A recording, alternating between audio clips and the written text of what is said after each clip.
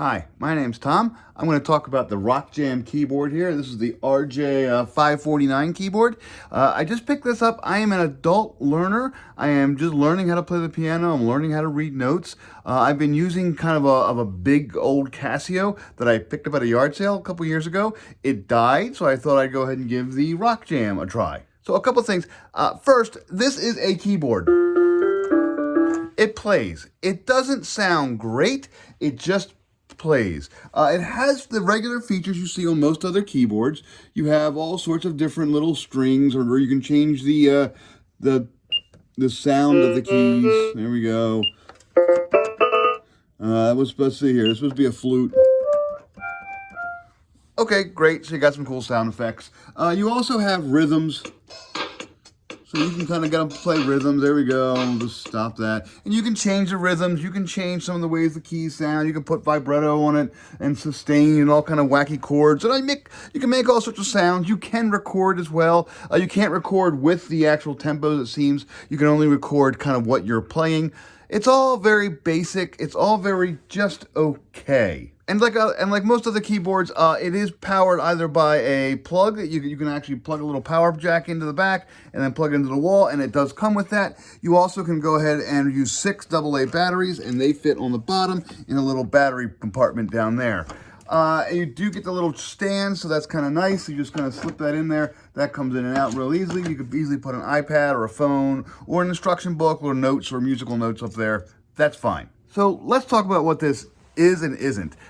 It is great for younger children. It's great for probably anywhere between 5 to 10, 11, 12. You're starting out. You just want to go ahead. You want a nice keyboard. You just kind of get going with it, learn the keys, get the idea of it. But it's not great for adult learners for 2 reasons. One, it really doesn't sound all that amazing. It's just sort of basic. Go back to piano here. The volume goes up and down. There's no real LCD screen to kind of show you what you've chosen. So I have to change the volume.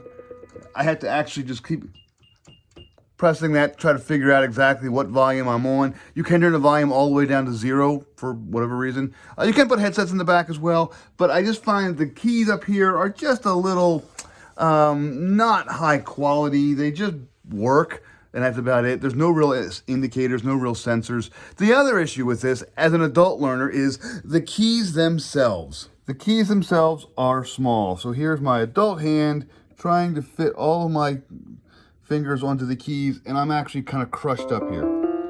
I can do it, but it's a little bit tight. The other keyboards that I have used, the keys have been bigger.